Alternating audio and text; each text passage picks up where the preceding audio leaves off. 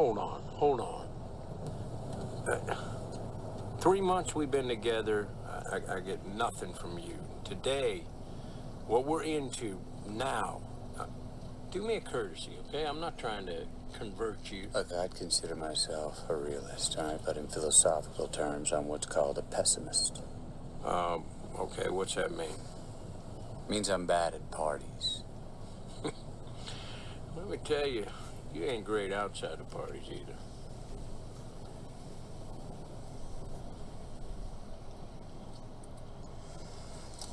I think human consciousness is a tragic misstep in evolution. We became too self-aware. Nature created an aspect of nature separate from itself. We are creatures that should not exist by natural law. Well, that sounds god-fucking awful, Rust. We are things that labor under the illusion of having a self, this accretion of sensory experience and feeling. Programmed with total assurance that we are each somebody, when in fact everybody's nobody.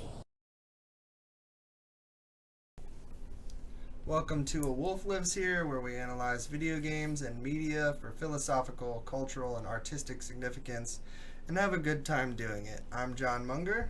I'm Christina. And I'm Aaron Davenport. So today we're going to be talking about, as you may have gleaned from the intro, True Detective. So the second season's coming out, and we wanted to do a bit of a breakdown. Aaron, why don't you run through some of just the background of this show? Alrighty, John. Well, it was written by Nick Pizzolatto, and this is his baby. It is based off of a lot of novels. A lot of them have to do with a lot of the folklore and ideas of Satanism and a lot of the murder mysteries, and also a lot of philosophy. He goes into, he studied a lot of nihilism and pessimism for the basis of his characters. And the role of Russ wasn't originally going to be Matthew McConaughey. Matthew McConaughey was going to be Marty. That's what Nick Pizzolatto wanted, and he jumped all over Rust and convinced him to give him the character. And he actually wrote a 450-page analysis titled The 4 Stages of Rust and Coal. So he did his research, and in my opinion, it shows. Really convincing, yeah. It was like Not to me, though. Yeah, Not so so much. we'll definitely get into that.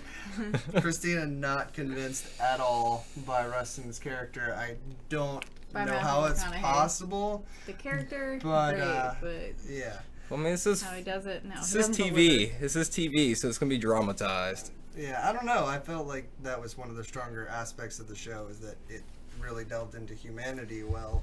But yeah, there's like so many aspects of this show that I effing love. I'm pulling up my notes, guys. Woohoo! So yeah, how it's shot, the music, cinematography, like there's the philosophical elements that you mentioned. There's like, it's just a love letter to me as a human being. Like just the perfect nihilism, the perfect like thoughtfulness of Rust's character. Like he's a believable character. He's an alcoholic, drug addict, potentially. Like and there's so much that's left in the gray that really just like, you have no idea where this guy comes from. He was in the woods for the whole time he was growing up. He had no television. He's just like this complete, like anomaly. And like you're being introduced, and the way that the story is told in an anthology, you're being introduced to various aspects, and it's like he really has a development that's so concrete.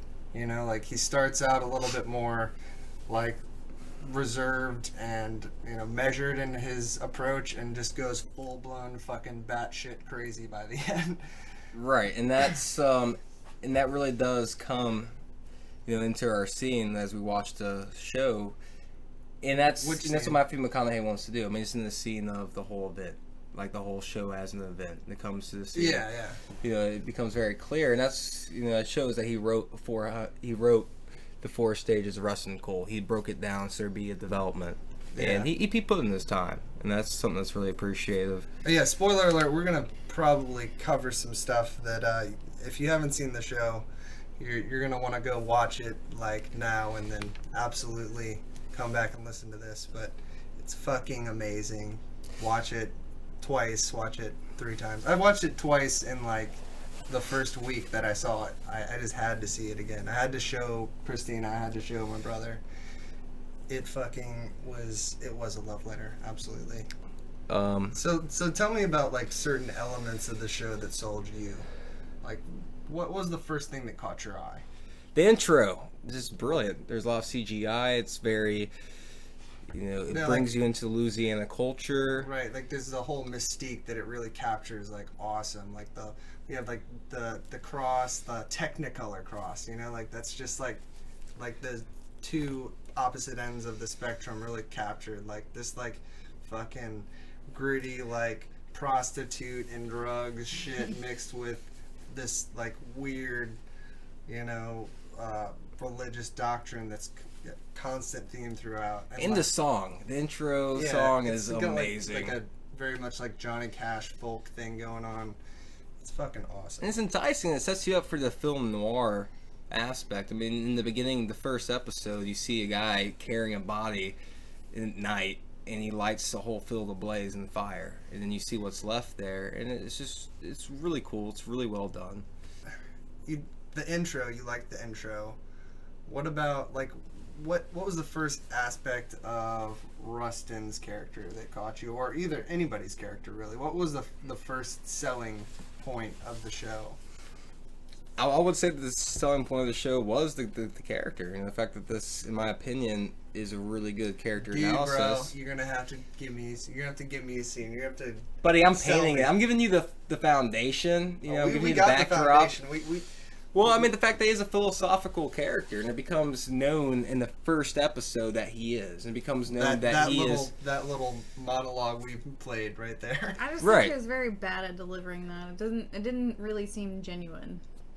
How do you quantify genuine? I mean, he's an anomaly. That's why I keep him in the account, is that this character is an anomaly. He's something that doesn't normally exist, but it also made him highly effective. He's not a character that I'd be like, hey, let's be best friends. I mean, like, I get that what you're talking about is like a fundamental intuition that like you... Yeah, and it might be just intuition that I'm saying. Something's a little bit off about this character, but... Go into that a little bit. Like, what about his... character just doesn't sell you. Just his tone of voice and like the weird parts where he pauses. Like you think his cadence is just like too and he's contrived, like it's too much of a performance. I wouldn't say that. So then it's just what you think like you believe his character, but his character is unbelievable. I think the character, if it would have been played by someone else that could do it well, would have been Fantastic. great. But just Matthew McConaughey. Nailed it. He fucking killed it. I don't think so. Yeah, balls to the wall, deep inside. I'll have to watch it again and pick out some stuff or either agree. His fucking with you guys, movements, his eyes, his facial. I mean, he really developed this character, and like I don't think so though. I mean, I was just sold on his emotion. Like like I said, he had a very no. It wasn't emotion. It was like what's that chick from Twilight? Like how she just did the one. Yeah, I never saw Twilight. The one. I'm gonna remain. The one face all the time. The chick. You know really? You think he was? I don't know. Kristen Stewart, I believe. That chick. Yeah. It was kind of like he's a great actor and stuff, but he kind of did a Kristen Stewart thing there, where like anytime he talked, he just sort of did like this like monotone, weird pausing.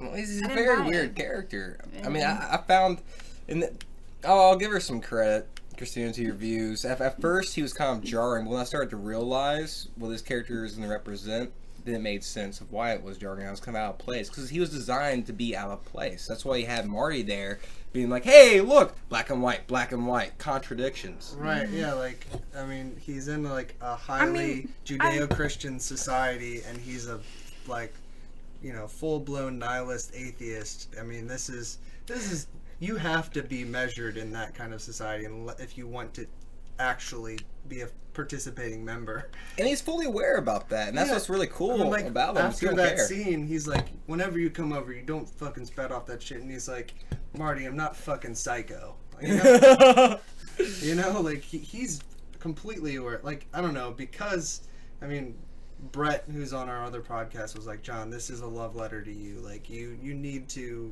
watch the show. And I guess that's why I was immediately sold on it. There was never a time where I was like, at all not buying his, not credulous of his character, because I identify with so many aspects of that, like being just that, an atheist, probably not nihilist, but probably more nihilist than a lot of Christians. Well, pessimistic is good, and I like that he brings that up, because he is pessimistic. The basis of his character was nihilism, but he didn't really go into that. I mean, outside of using Friedrich Nietzsche quotes and stuff like that, he kind of kept it most to the pessimism, and that showed. Yeah, I mean, like, so that part I immediately identified. You have to have this certain measured response when you're in that kind of environment. But now that's the thing too, is he discusses many times his drives, and so is Marty. Marty's like, this guy does not want to make friends. You know, this guy's not a social creature. He can really care less, and so that kind of drives him in a lot of who he is. And it also, you know, shows that he's confident in who he is, and it says that he knows himself, and that's a really big feat in his eyes. I think, like, what that tells you, you know, like, his approach to, or him not wanting to make friends, like, that forces you to ask the question why. And I think it's because he's already drawn a lot of conclusions about his philosophy and his ability to be compatible with people. You know, like, he just knows. Now, it'd be interesting if, you know, pluck him out and put him in a different environment with a bunch of people like him. At that point, is he a social creature, or is it just a fundamental breakdown of that philosophy that you're going to be antisocial? I don't know. Definitely think he would get laid more if he wasn't well, if he cared about that. Just he definitely cares about it. I mean, there's flickers. He's still, you know, human, and he's aware of that, but that's not something that he really drives for. But at the same time, he has a full awareness of his capacity. Maybe. He knows he's intelligent. He knows he's really good at his fucking job. Right. And he takes leeway with that. He kind of shoves it in people's faces. You know, there's that whole scene where the guy says stuff and he just walks up to him and slaps him in the face. Yeah. He doesn't, you know, you press him, he's going to push back, and he's okay with that. Yeah. He doesn't have to save face. I think we're kind of getting to maybe why Christina isn't sold on him, because I think probably the most unbelievable part of Rustin is that all of his behavior is so grounded in his intellect. Like, he is solely driven by a philosophy. You know, like, there are times when he relapses into kind of like when he ends up banging Marty's wife, it's like he resists at first. Well, he resists after too. He's like, "What are you doing here?" He figures it out, and he's drunk as fuck. Right. And he's like, "Get the fuck out of here!" He's like, he's trying to figure out the case. He's like fucking in another world, and he takes what he wants. That's exactly how he frames it later in the show. Right. You know? I mean, and that's what's cool too, is that they show that there was a sexual chemistry between the two characters. Yeah. That's represented, but he's also a very instinctual character, and that's why I like him too. He's highly naturalistic. He calls himself a realist. Yeah. Well, we love Rustin. Let's talk about Marty a little bit. Oh, Marty. And Matthew McConaughey wanted Woody Harrelson to play Marty. That's who he passed it off on. And the writer went with it. He's like, cool, let's get fucking Woody Harrelson. And they did. Yeah, absolutely. So, great. So how would you describe Marty, Christina? Believable. It looks like he did some pretty messed up stuff in his life. Oh, so did Russ. No, it didn't. That was the part that kind of bothered me. I mean, Russ is fucking awesome. We get that. But who the fuck wants to be that? A. B. You can't really be friends with the guy. The guy has almost no hope. The end, we get to cover that. But he's kind of broken. But give us more of your description. On Woody? Yeah. On Marty.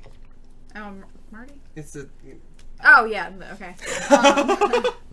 Christina's bad with names. She watched the whole show with me, though. Yeah, just, he completely sold his character. Whenever he would say some of those, like where he's being interviewed and he's talking about cheating on his wife. Yeah. Like, he sold me on that. I was like, yeah, that guy would definitely cheat on his wife. I know like, it. This is his rationality. Yeah, like I completely buy this. Like. Yeah, but Matthew McConaughey, it was almost like his gestures and stuff, and like grabbing for his cigarettes all the time. It was almost like he was trying to. I don't know. To have like a distraction. Maybe, like, I can't act this very because well, I'm a so recovering alcoholic and. Like that makes it really easy for me to buy into this shit. You know, like he's completely Rust is just completely comfortable with his. No, it didn't seem like he was. It wasn't. I don't know. I mean, actually, and those are real cigarettes and beer. Like he was drinking on set, on scene, and smoking. Yeah, it was almost like I could tell he was thinking about his ego the entire time, like Matthew McConaughey's ego, not. That's some projection. That's some crazy projection. Not the character, and it just the look in his eyes. It just didn't. It sounds like you have a vendetta against Matthew McConaughey. Some people don't like Matthew McConaughey. I don't even know what movies he's been in. But okay, so what did you like about how would you describe Woody Harrelson or Marty, and what did you like about him? Oh man, I thought he was great. He did a really good job. He's likable and disgusting at the same time.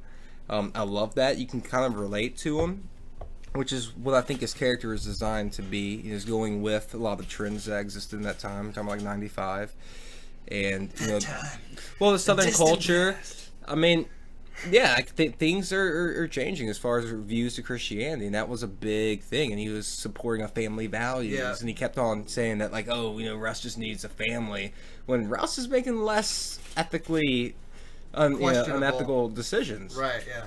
And like embracing his particular form of nihilism actually led him to be a more moral character in most circumstances. We have that whole crash scene where he's you know, exercising a purely utilitarian motive where he's like, I'm gonna do some fucked up shit, but I'm gonna get to the bottom of this investigation. I mean, he just fucking goes on a coke bender, fucking that 10-minute unbroken shot in the ghetto where it's just like him managing these fucking idiots and somehow fucking making it out of this crazy scene that just goes terribly wrong.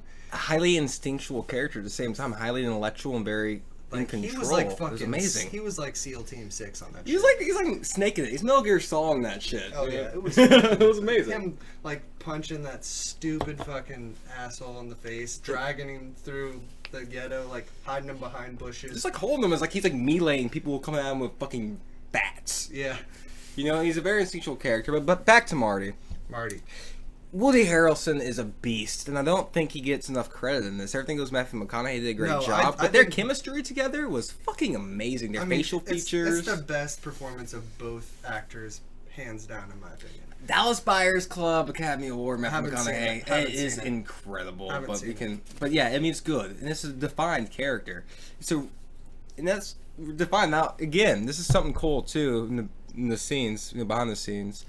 Is Matthew McConaughey's Christian, Woody Harrelson is an atheist, and they switched fucking roles, and I love that. And more kudos to Matthew McConaughey for going so deep into the mind of somebody who's completely contradictory to his own views. Right, it shows that he's got a lot of depth, Christina. Yeah, Christina, and he's a boss. He's a boss. He's totally a boss. But we keep on coming back to Rust. Can we give... This is a Rust show. I'm just going to say it. Of course, I want to hit other things, but this is kind of 8 hours of Matthew McConaughey's masturbating awesomeness.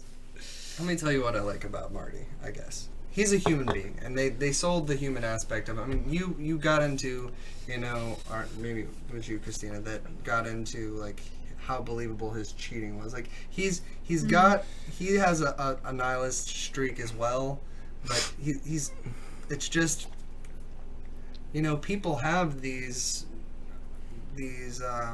cognitive dissonances that they embrace all the time. You know, like people can have competing values, and I think that's what That's what I love about the show. Is that that's what I think captures humanity in its essence. Is that people contradict themselves all the time. And I wanted to go into some like Walt Whitman quote because that was one of my favorite poems of his. It was just like a two-liner. It's like, so I contradict myself, and what? Like that was the whole poem. Well, and that's one of the themes too. Yeah. So Marty's this guy who seems to think that Christianity will make the world a better place, and I'm not going to argue one way or another. Like, Different podcast. Yeah. Whatever your beliefs are, I respect them. But, you know, like, he has this, he's sold on the tenets of Christianity, yet he is justifying cheating on his wife. He justifies getting wasted. Just like all these things that are fundamentally not described. Beating the shit out of two young guys. Yeah. I mean, he is a believable human being. He has a lot of competing beliefs, and you see this struggle that's eventually an internal struggle that's eventually, you know, leads him to be more aligned with Russ at the end, but they obviously not. Obviously not. I think it was Russ. more respect.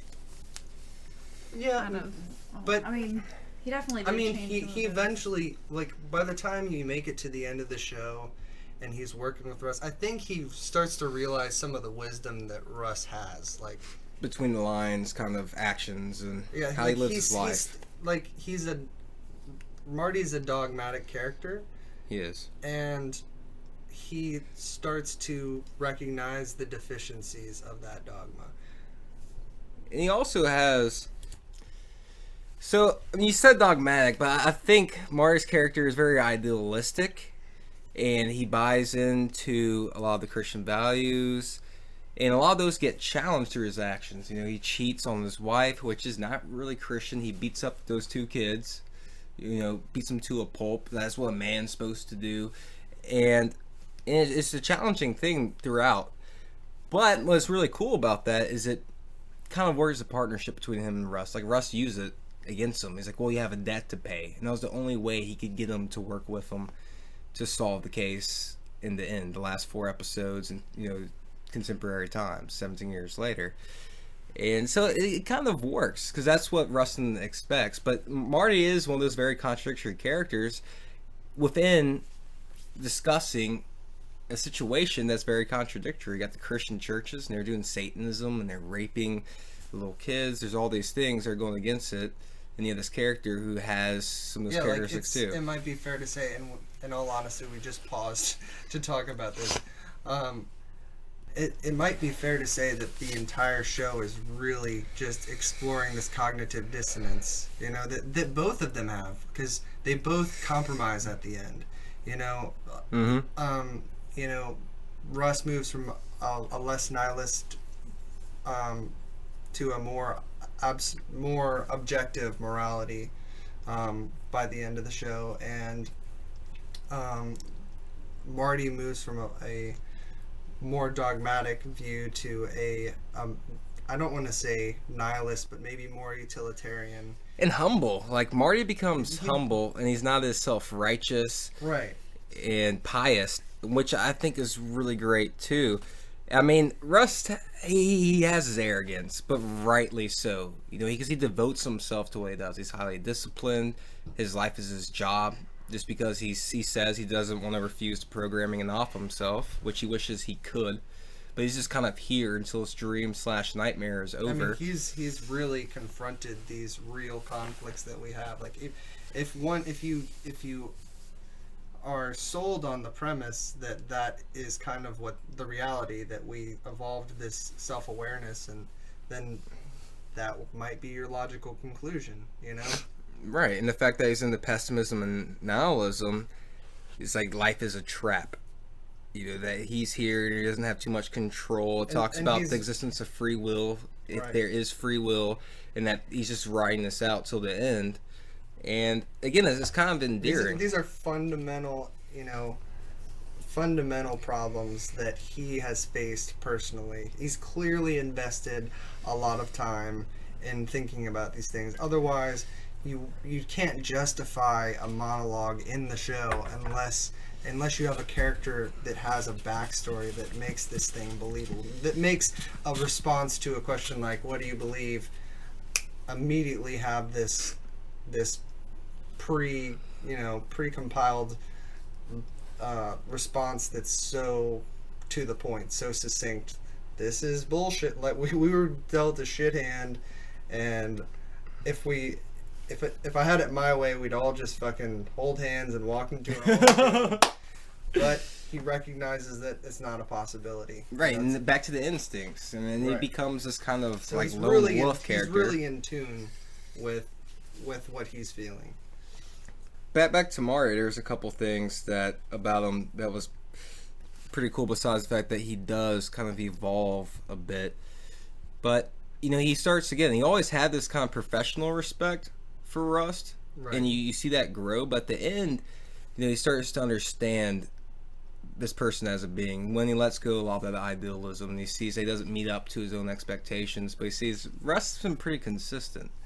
I mean, Rust is kind of like a machine. I think that's what makes him such an incredible character, is that there's all these things that you want to really, jump into. Like, yeah, he's kind of like the superhero quality. But then again, he's so human, he's so edgy, that you're like, that's kind of gross. But he never apologizes about any of it. Even after he fucked his wife, it's like, well, you're an asshole, and I kind of wanted to.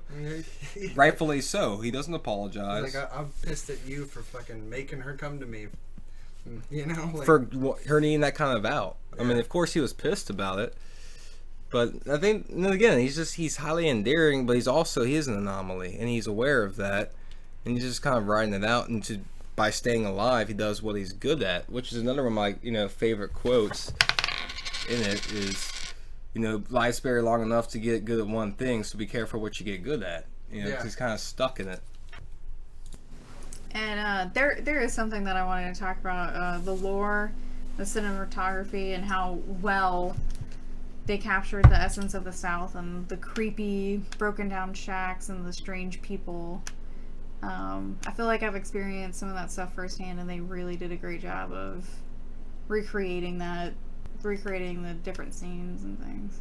Like they did a lot of stuff with I think the coloring. They like did I guess like a kind of muted, like high contrast, like there's a lot of yellow, there's like a lot of like, you get a lot of like this, the beating sun, the sweaty and smoke-filled car. Like they do so much to bring it into the gritty film noir that you were describing earlier. Right. Like what were some of the favorite scenes, or like what kind of, where they captured that weird like southern sort of backwards kind of living? Yeah. The scene that surprised me the most was whenever they went to interview, I don't remember who it was, but they were in a trailer. Everything, I feel like that football player guy that was like or the baseball player that like had the weird epilepsy or palsy. I feel like I've been to their house before, like going to hang out with a friend. I'm like, oh, this is kind of scary. Yeah, like the overgrown, like, and God, fucking Russ, like, is he like is constantly saying the weird shit that Woody Harrelson's like, just quit saying that shit. You gotta fucking stop. I got a bad taste in my mouth out here. Aluminum, ash.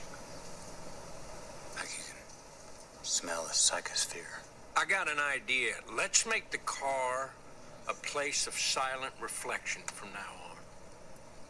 Okay?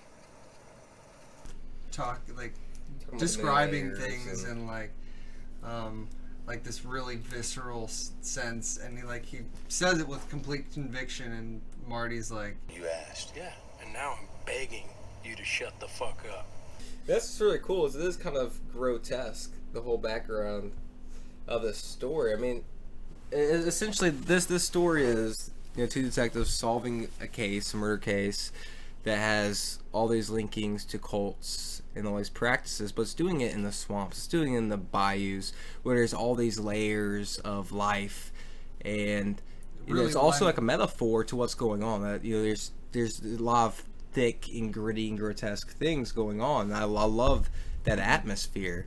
All the prostitution, all the different gritty aspects, and it's really cool. And that was something too about Marty. Marty said he quit doing that job, back in 2006 because it was getting at him. He just could not stomach seeing that kind of grotesque scenes anymore. I fucking met a baby that was microwaved by somebody on a meth insanity, and he was like, nope, fucking done with this shit. And Russ couldn't let it go. Russ just he couldn't. He's constitutionally incapable. Right. I mean, he had a lot of things too, which we need to touch on. I mean, he probably had PTSD. He was a narco for like 4 years. He shot a meth addict in the head after he injected into a baby. He shot him, unloaded the whole clip, 9 bullets into a guy, and went to a mental institute. I mean, he's experienced all this stuff at a young age, before he even became he's in his detective. early 20s at that point. Right. Yeah, losing a child. It was so cool how they captured, getting back to the cinematography, it was so cool how they, his character really, lent itself to, back and forth, his character lent himself to the cinematography and vice versa, they captured his hallucinations in that one scene. Oh god, the hallucinations are great. They talk about him having the multi, the sense, synesthesia, where he might hear something and it'll produce a taste, or smell something and hear a sound. That synesthesia was ultimately, I believe at least, and I think it meshes up really well, that sells his uncanny detective ability. He has kind of this sixth sense. We'll get to this later when we get to the ending, because I think this is kind of what makes the ending, to me, and it sounds like you, Aaron, were not, you were kind of displeased with it. But not displeased. I thought it was kind of a stretch, and it didn't really line up with where he went. But we'll get there. And not to mention, I mean, this is a true detective, so this is a detective story, and they capture that beautifully. They capture it so well. Yeah. All the investigations they do, and the fact that he is kind of, this is a stretch, but he's kind of like a realistic Batman-like character. I mean, he's socially out there. He's really good at combat. He has fucking tracking skills. Right. He has, but he also has this grounding, just like Batman, that's founded in something unshakable. Maybe not as finely tuned and ethical as Batman. Right. He definitely doesn't mind killing somebody. Yeah, he'll fuck somebody up. He's utilitarian, but it's solid. If you haven't seen the series, the reason they're getting interviewed in the first place is because these two detectives are interviewing both of them, even though both of them are out of the law force. Marty is now doing, PI work, and Rustin is working at a bar and lives behind it.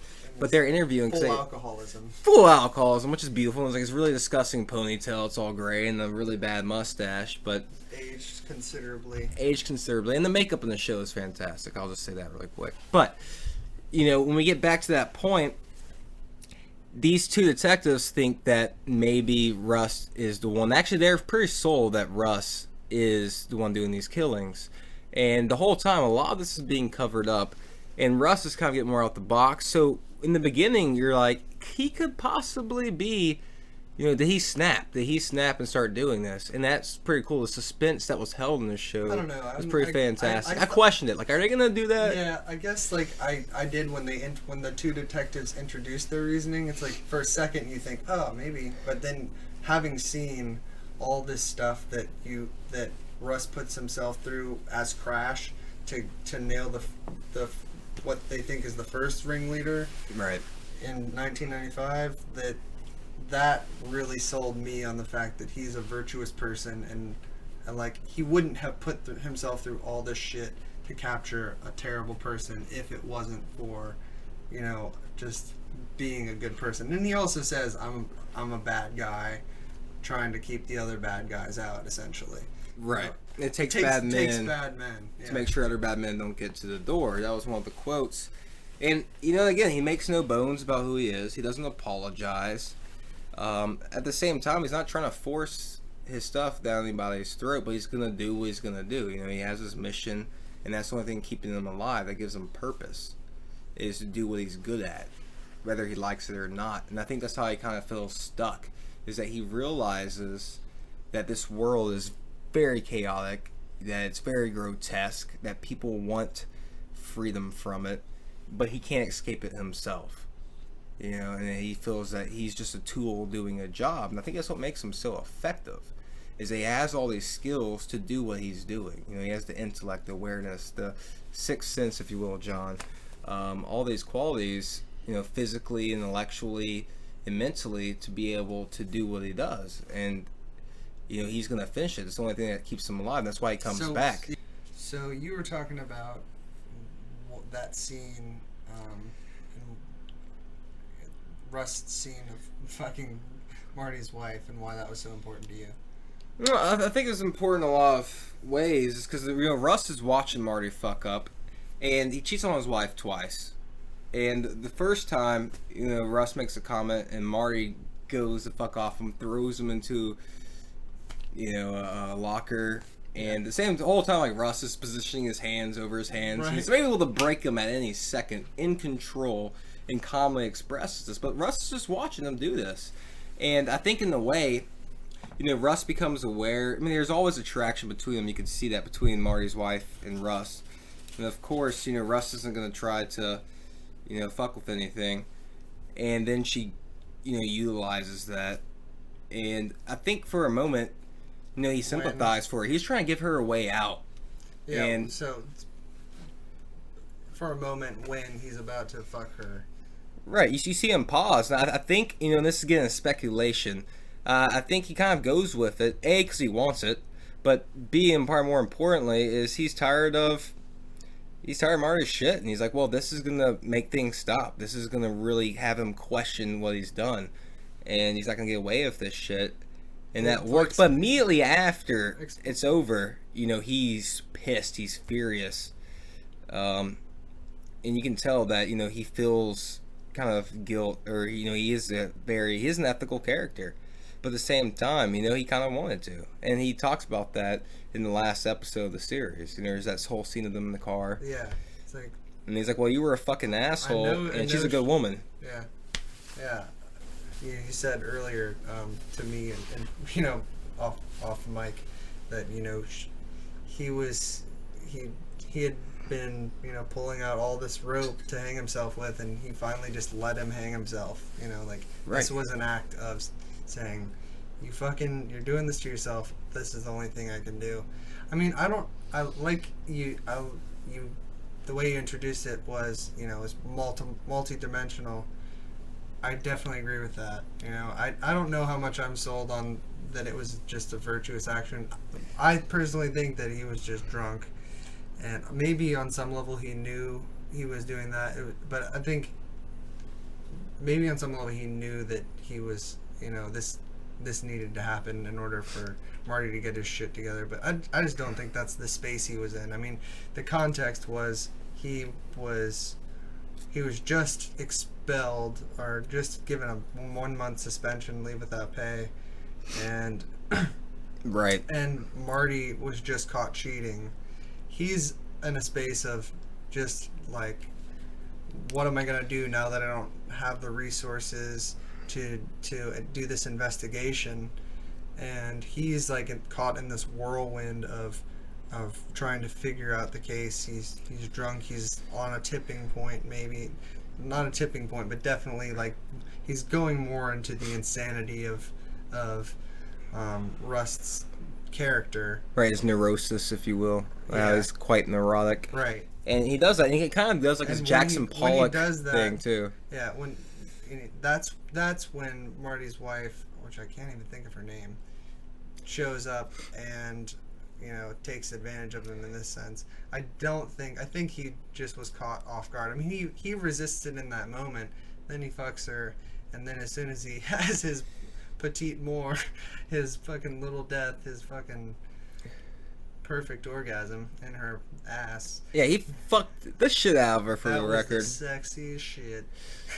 I mean, but you saw more of his ass than hers. But whatever. Anyway, after he does that, he's like, "What the fuck are you doing?" Yeah, he figured out, like, he tells her the thing. And by the way, that was the moment So that I was like, that- fuck her. Like, she was really cool up to that point. Right. Because she threw him under the bus. Yeah. She used him as a tool to get Which out is of the exactly marriage. why I don't think it was a really conscious thing. You know, Right. he may, while that might have been a logical consequence of that. Or the way he accepted it is what I was thinking too. Is that's how he rationalized. It's like, well, you know what? Whatever. This is what it did. I completely agree with you there. He's like, you know what? Well, fuck it. I kind of wanted to, and it needed to happen. And you know, I was tired of you. He's unrepentant, you know, and that's completely fine because he shouldn't be. Right, and there's like all this subconscious stuff going on. I think that's what he was discussing. Like, you know, I kind of wanted to. We make our own choices, and I think he realized it all. It's your fucking fault she came to me in the first place. And I think after, you know, the orgasm, he started realizing what effect it would have. And he was like, oh, fuck. And then all the anger came out. Because, you know, that was his only friend. That's the thing, too. That's the only person that would put up with his shit was Marty. Yeah. And there's another scene. Because there's the confrontation when he goes to get his files. Marty knows. He runs out in the parking lot, fucking tackles him. And you can see him taking it easy. Like, he's taking it easy on him. Marty asks him. He's like, nah. Which he'll straight up lie to characters. You know, she busted in the house that same night. And she was like, do you know about him cheating? He's like, no, I don't know anything. He totally fucking knew.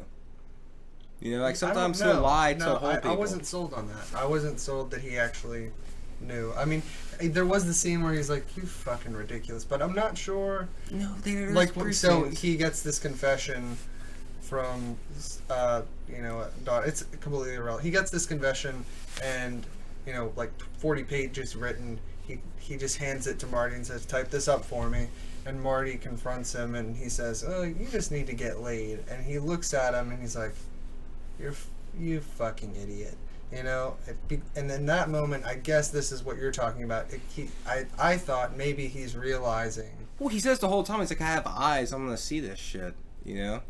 Like, because he challenges on them. He starts having like a moral, judgmental tone. That was the, you know, pre-95 incident where he, you know, gets pushed up against a locker. That was the, you know, like, smell like pussy, you know, and he's like, you talking about my wife's pussy, like that thing, like, I think those two are different things. I'm not sure. I'm not completely convinced, and maybe there's a consensus on this, that he actually knew he was cheating. The second time, I felt he knew. I mean, that's what he does, and everybody was making comments about it. But I think this is the thing. I mean, his boss called Marty a human tampon. All right, like, everybody knew he was cheating. You know? Yeah. I guess this is what I think is not disingenuous about Marty's response to his wife, though, is that he had a suspicion, but he didn't actually know. And I think he even says that when he confronts him. He's like, I had my suspicions. You know, something. Whenever Marty's wife, which we goddamn should look up her name, but whenever Marty's wife, like Margaret, Maggie, or something like that. I don't know. Fuck. She's a bitch, though, man. I mean, She's not a bitch. She's not a bitch. She totally destroyed their friendship. She threw Russ didn't do shit to her, and she just fucked his world up. I don't think Russ is upset with her at all. He's not, and that's what makes her suck more. I mean, the fact that doesn't bother him. Like, I mean, there's so much that I'll get into her in a moment. But like, yeah, I think that when she comes to him, she's asked him if he knows, and he said he doesn't. Has a pretty good idea, but he doesn't know. Doesn't know for sure, and he's not the type of person to jump to conclusions. He's a good detective. But in the end, I mean, because there is, back in 2012 when they finally get together and they come back on good terms, you know, he throws out certain statements that suggest that he does know. Like, basically, well, you did always like the crazy ones. He says, are you still with that girl? And I was like, oh no, that ended quickly. So you could tell he knew, you know. But I mean, that presupposes that the dialogue there within the show is the only dialogue that they've had, and I don't believe that. Well, I mean, after that fight, that was it. He busted out and he left. Yeah. I love that in 2012 you still see the fucking broken tail light. Yes, I was just thinking about that. Like that's some that's good. That's some intuitive stuff there, John. But yes, I mean you still see it's broken out from the fight. He's a person who that is his life, is being a detective. Yeah. But dude, you touched on Maggie. Apparently you're displeased with her, but I felt like, God, like she was one of the most convincing roles in the whole series, because She's a great character, but I hate what she did. Like I'm so sympathetic to her character because she's so a woman. unethical. She is a woman, and women get a pretty raw deal. Women get a pretty raw deal, especially in the South, especially with in a Christian environment. And I'm not saying anything disparaging about Christianity, although certain interpretations of it suggest that women are meant to be submissive. They're supposed to be basically there for their husbands, and ultimately they are secondary to men. Right, and Marty shows that, and good point, John, because this show really does highlight that. There's all the prostitution scenes. That quote by that prostitute in the bunny farm. Yeah.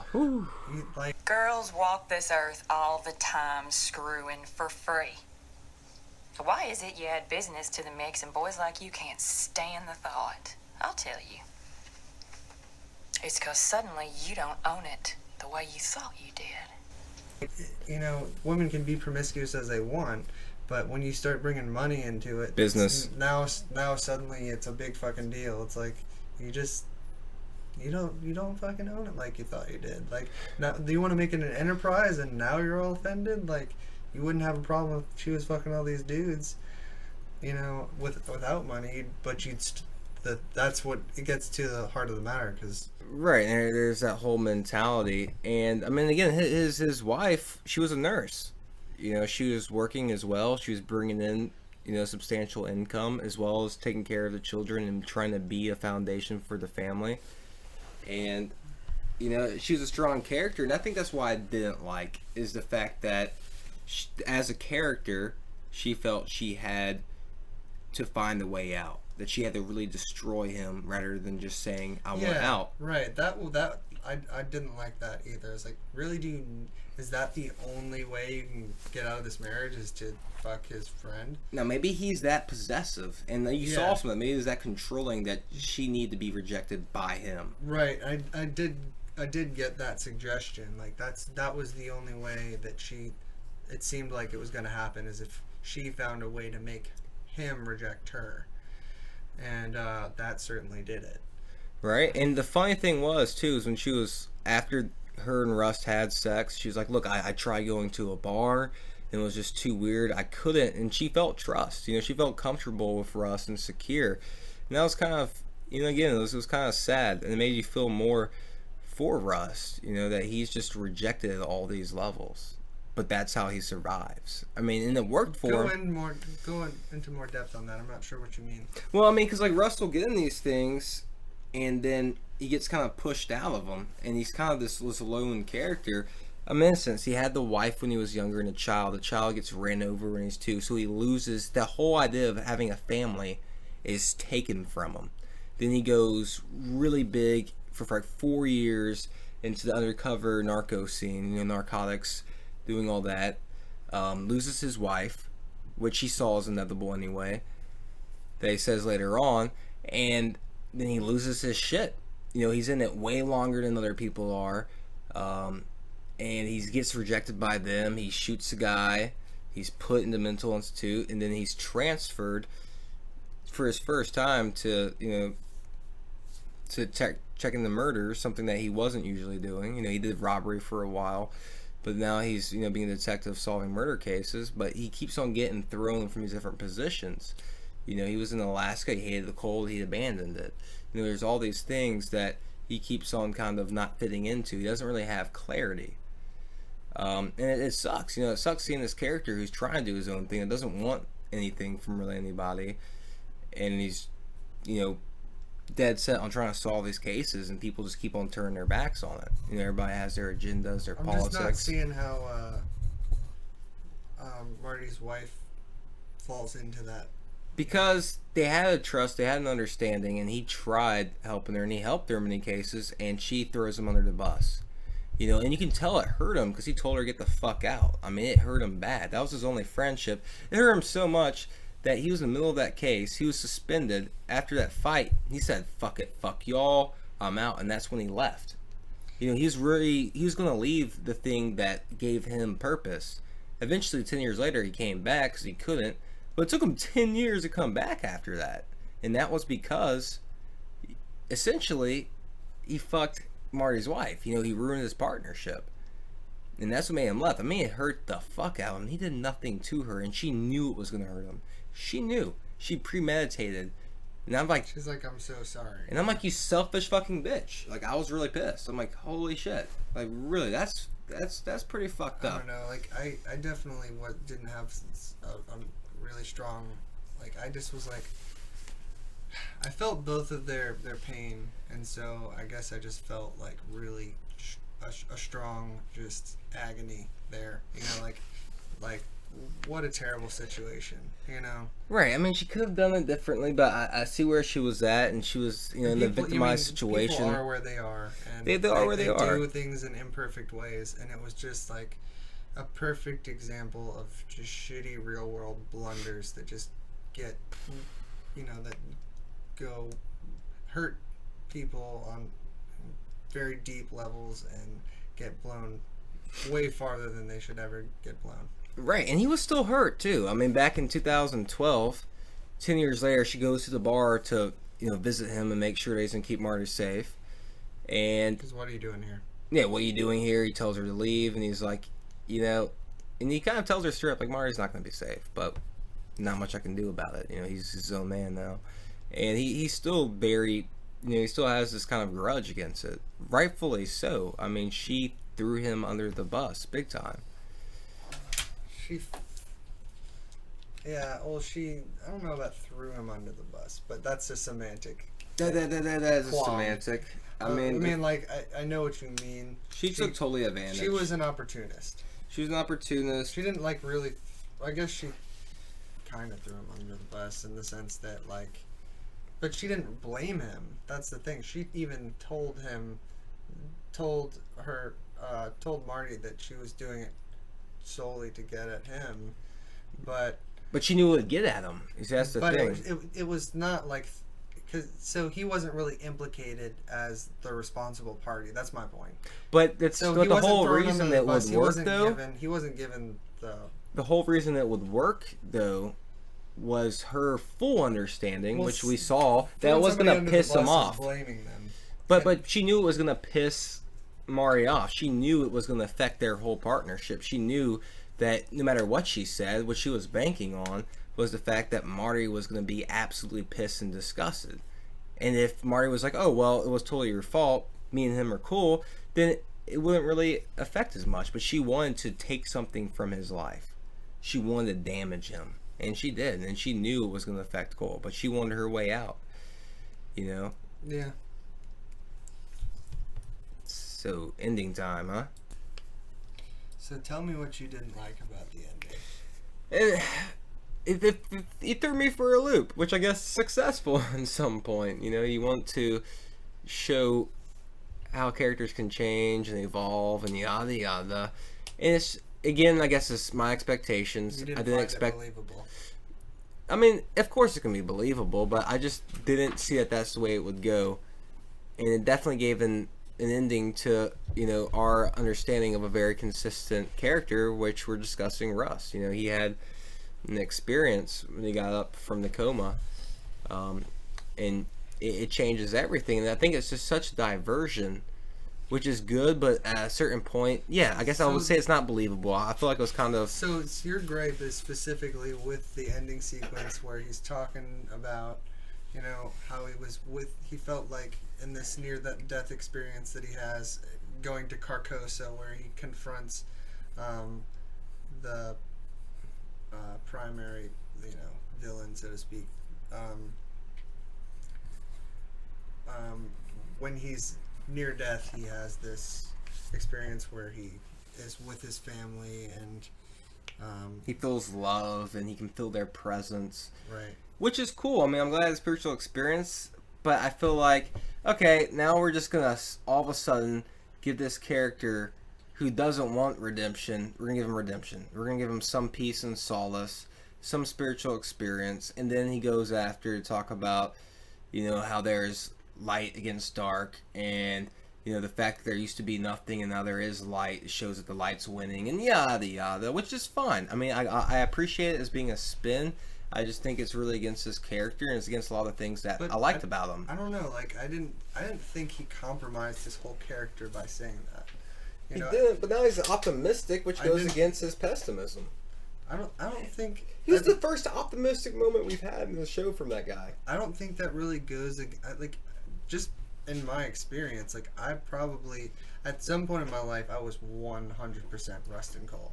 Right. And I had that kind of spiritual experience where I recognized that there are things that can, that can transcend all the bullshit we have to deal with in our lives. I don't think it's going to fundamentally change who he is, but he has he's not going to revert to entire optimism, but he does have I think it's just, he's been given a redeeming experience. Closure.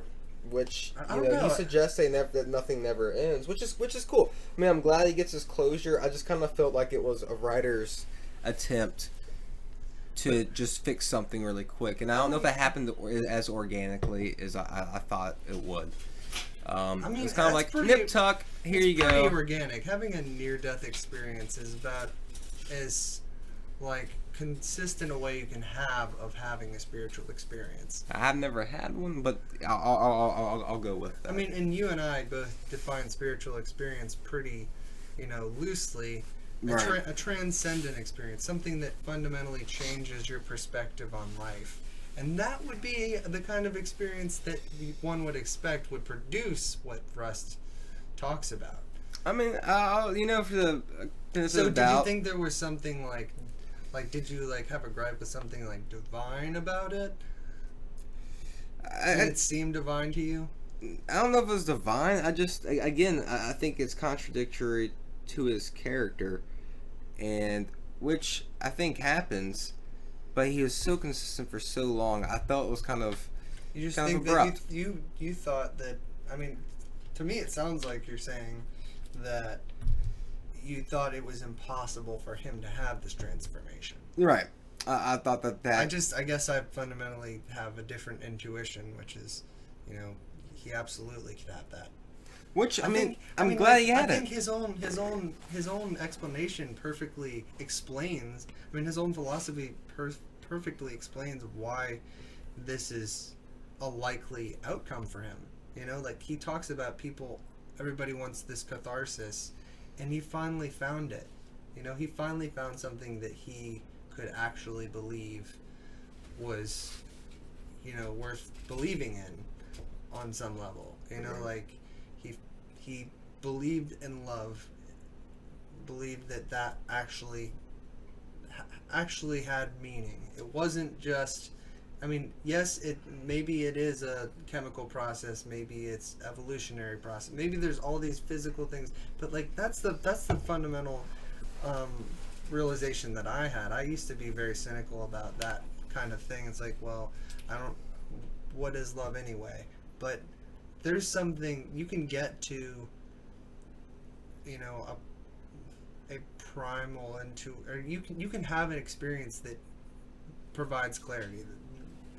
All you have to do is have a transcendent love moment that really, that's all it takes to completely change your view on that. Well, I'll say it's exceedingly transcendent that's the case, and the part of me feels grateful that he had. They had closure. But again, I think why I balk at that whole ending is because it is so, counter to a lot of his quotes, a lot of his things. And one of his quotes is that men can't love, that they're incapable of loving. Right, but this is so. when you make a argument like that. But we can't have Cole. Men I mean, that's the thing. love. Is like we lose Cole. We lose No, what we we really don't. liked because now he's gonna be different from this point. I just disagree. I mean, he believed he was making a claim that men can't love, right? So all that it takes to disprove that claim is one existence of one person that actually can love. If you're the person experiencing that, then you've been convinced. You're like, oh, I must be wrong because I just experienced what people describe as love. Right, which means now his character is going to change, and I think that's I liked his character. Like I'll just be kind So of you were just indignant kind of upset. that I lost Cole. Yeah, I lost the character that was relatable. Now he's going to be vastly different because there's this different point in his life, and we never get to see that. I think, going back to our cognitive dissonance thing, you're never going to undo, 40 years of indoctrination entirely, and that's going to minimally change his view, honestly. Well, like, it's a spin-off. it's going to be a good change, but it's going to be very subtle. Subtle. That's just my interpretation. But now he's optimistic. I mean, watch out now. I doubt it. I doubt he's an optimist. He left on an optimistic note. The ending was... But that's such a huge projection to say, oh, the light is winning. Even that was so weird for him. Like, it was kind of cheesy to me, honestly. Really? He's like, now the light is winning. I'm like, I didn't think expect it's that only coming from him. It only would come from a realist to see that. You have to be pretty pragmatic to say, yeah, I know there's a bunch. It's pretty much all black, and there are some dots in the sky, but dots in the sky are pretty cool. That is something. That's all that means to me. Is that's a significant thing. We started in the darkness, and now we have dots in the sky. That's cool. He's not saying light is everything. Right, and I get it. I mean, obviously, this is complaints I have. Also, with it, I think he's trying to he's talking to Marty at that point, so he's also going to try to appeal to Marty. And so I thought that was partially just an accommodation on some level to Marty, a joke between friends. Bromance. Yeah. Yeah. There was some bromance then, thank God. They had a connection, and I think on some level you can put that as your justification, as him saying, you know what, Marty, you might have been right about some of this. Maybe there was a little bit to your, rantings about, love and its meaning. And I think that's, I just don't, because I felt like I connected with Rust's character, that was a believable line of For him coming action out of that. for Rust, is to say, to being that he's so sensitive to other people and has this sixth sense of being able to find somebody's cathartic narrative, it really seems completely plausible that he would say something, be able to come up with that, be able to say the thing that connects his feelings with Marty's. Which is cool. I think the reason I didn't like it is because it was kind of slanted. I like that there was two opposing forces, and none of them was really right or wrong. I mean, they're right and wrong in their own accounts, and I feel at that moment now he's going to be changed. And I like the fact that contrast exists so solely, something that was beautiful and ugly. And I mean, granted, on another scale, if I look at this through different glasses, yes, I mean, this is a person who was tortured, finally got his clarity, finally got his peace, finally got salvation, which is awesome. Did you? I'll get to it, and, which I believe is great. I mean, this is a tortured soul actually finding some peace, which is beautiful. But as a human quality, as my empathy for human beings. Now, outside that, objectively, as a character representing ideals and these different things, I was a little let down. I mean, was it believable? Yeah. Did I wanted to see it? No. I wanted him to stay like that. I liked it fine. I thought that was a really good representation. Now, I get, that a lot of writers want there to be redemption. And a part of me was just like, why couldn't we just left Cole as Cole? Why did he have to be redeemed? Why can't we just leave a part of the story like that way? I mean, and that's a part of me wants to rewatch the show, because now I have to watch it through this character being tortured, because that's the way the writer presented it, because he finally did get a catharsis. He finally got, but that kind of changes, because that means he was wrong, you know, because he found something he didn't have. So that means his drives are going to change. And I knew that at that moment. I knew that he intuitively we know that he has to be wrong on some level. Like, does he though? I mean, because these are schools of philosophy that exist for a long time. Let me try and get to the intuitions here. Okay. So intuitions. I think he has this, and we just talked about this. You know, that he has this idea of, because love is a physical process, because it's you know, a societal because of all the natural explanations for this phenomenon called love, there's no meaning to it, you know. And I think he just experiences the meaning. I mean, we both can recognize that there is something, regardless. This is the argument that doesn't work. Just if you're going to claim that because it's natural, it doesn't have any meaning, you're actually contradicting yourself when you make the claim, because the fact that it's evolved naturally displays its meaning intrinsically. You know, like, if it wasn't necessary, if it didn't have any function, it wouldn't be here. It wouldn't be here. It wouldn't exist. It would not have allowed. Natural selection would have selected it out. There's obviously some pressures on that trait. Well, same thing with consciousness, which he says that was, you know, a misstep of evolution. I mean, like, to me, that part, it's like, so I guess this is where I disagree, but I think it's hilarious. You know, it's like, I'm not that cynical. I don't think that, you know, we should all go kill ourselves. You know, we evolved via natural selection, and yeah, we have consciousness. I mean, I'm so optimistic. I'm a huge, you know, advocate of science, and I think these are all problems that we can sort out.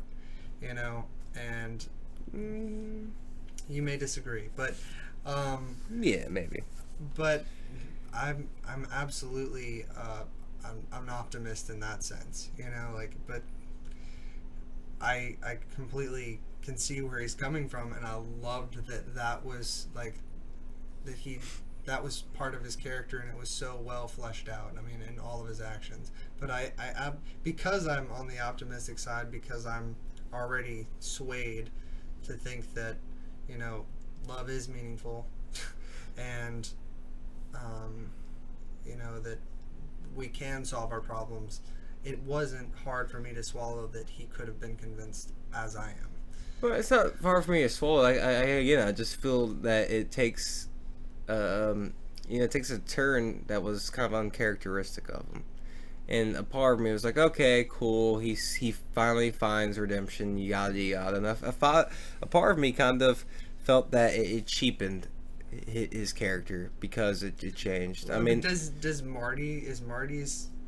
is Marty cheapened by his ultimate change, his ultimate recognition of the validity of a lot of the claims that Rust makes? Yeah, but Marty's not nearly as well defined as Rust. I think he's really well defined. I mean, again, this personal, you know, like, opinion. I just feel that there is a grand distinction.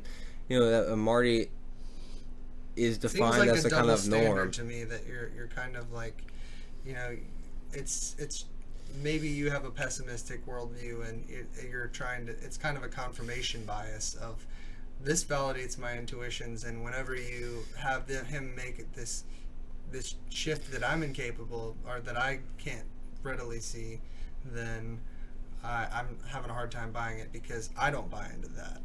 Well, I'm just saying, like, segues of character, you know what I mean? Like where characters go and develop. Again, anomalies do happen. Hey, you know, once in a while. I just didn't expect it to happen to him. And I felt there was no indication. It was kind of rushed, in my opinion. I didn't think that needed to be necessary. You know, I think the fact that he was able to do what he did that his existence was validation enough for him having some so-called spiritual awakening. And it was kind of like, well, do we really have to give that? You know, like, it gave me a lot of questions of what the writer was trying to do. Is he trying to get to the public opinion? You know, is he trying to feed into that? I just want my philosophical character. Stay pious, stay angry. Like it was really contrived, and then it was supposed to really... You felt like they were doing really just trying to appeal to the masses. I don't want to be saved. I don't want to be fucking saved. I mean, I wanted him to... He wasn't saved, in my opinion. I liked him the way he was. Like, he's really fun. I enjoyed him. He's consistent. Don't change my character, man. Just keep him angry and pissed off and without hope. You kind of hear like a certain like kind of resentment towards maybe a divine take on this, and that's something I definitely wouldn't have liked. I'll tell you, whenever I saw the ending, I kind of had that initial response. Not at that point though. My gripe with, or I guess one, it really didn't even bother me, but like one thing that I questioned was at the end, whenever he goes into Carcosa and he looks up and he sees like this swirling galaxy. Is that real? Is that really happening to him at that point? Is that really what's happening in real life? You know, is this really like a portal to another dimension? And I really liked it about the show, honestly, because I think they left that open to interpretation. One, they left gray area because he's got this synesthesia. He's constantly hallucinating, as they described. Like, Woody asks him, and he's like, it never really stops. Right. So this very well could be a hallucination. Well, I mean, and a lot of the hallucinations were due to all the drugs he did when he was a narco. Right. That was something too. Right. So this could be a hallucination, or it could not be, and they left that open to interpretation. But Woody doesn't see these things, and it could be because like there needed to be tranquility, there needed to be nothing happening, and like he interrupted the process. I mean, I can't remember that dude's name. And it started with an E. The actual villain at the end. Oh, that dick. Yeah. The one with the fucked up face and all the scars. Yeah, he like him attacking him maybe like interrupted the ritual or something. Interrupted the portal to the other dimension. That's a possible explanation of why Marty didn't see all this stuff, but also Marty didn't hear all the voices of this guy talking about come in this way. Yeah, the taunting and all so that. That could have been his actual voice, or that, and they made it seem as if he was like kind of like, or my interpretation was he was actually hearing this like through a psychic channel, and so to me it seemed more, I lay more on the side of hallucination, but that's probably because my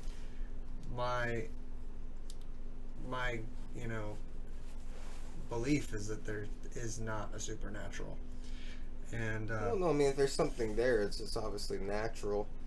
There's we'll call it what you will, but that we definitely deem those things supernatural at this point. Well, we can't prove it, but I mean, technically, we can't prove consciousness right now. We know it exists, but we don't know the function. We can't understand it neurologically. Don't know that it exists. I mean, we know what we call consciousness, which is why philosophy still exists. Because it's mapping things that we haven't been able to do through science. We haven't understand fully neurologically what makes consciousness work. Right. And I think, we're not going to get into that. Right. I mean, I know I'm opening up like a whole Pandora's box, which is like, bring it on. I got Red Bull for days. We can pause, smoke break. Sorry for you guys that are listening. I go, shit, they're going to tackle consciousness now? It's a fucking TV show, guys. Like, seriously? Seriously? There was titties, yes, Matthew McConaughey seriously. shooting people in the head. Like, let's just leave it at that. It was Louisiana. It was sexy. Good titties. There were some good titties and some crazy bitches. Like, oh my god. But I don't know. Again, I just want my character to remain the character. I kind of like the anti-hero. Did you get, what was your interpretation? Was it a divine thing?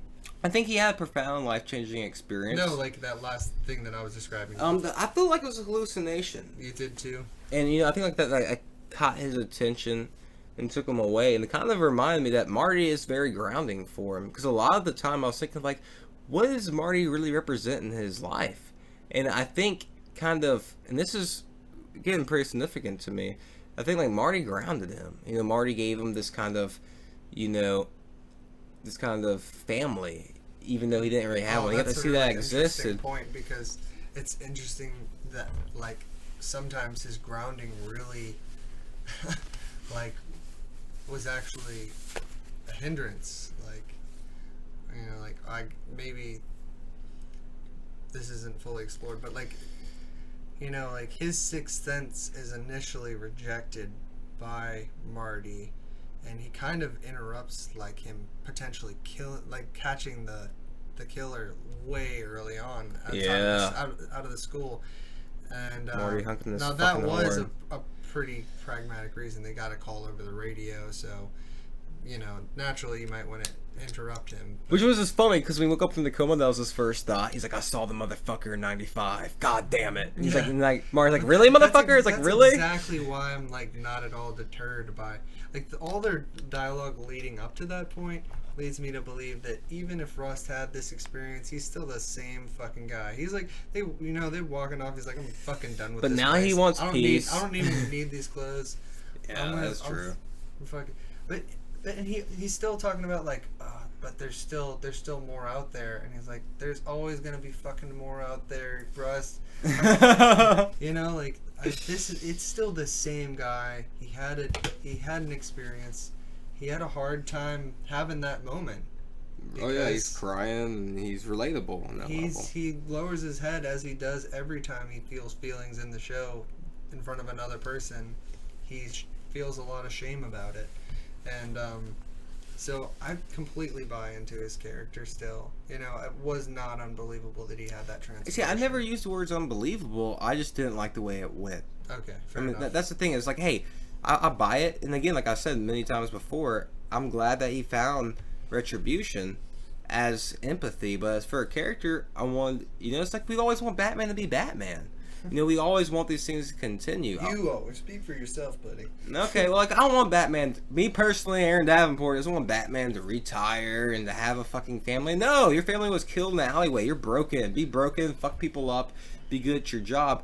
And that's kind of like Rust. The fact that he was so-called fucked up and disconnected made him good at his job. If he wasn't who he was, he would have not been so devoted to the case. He would have had that obsession. He wouldn't have solved those cases. I mean, I could very well see, and it would be depressing for me, him going out and finding more people. But then again, no, he would do it well, and he'd fucking be badass.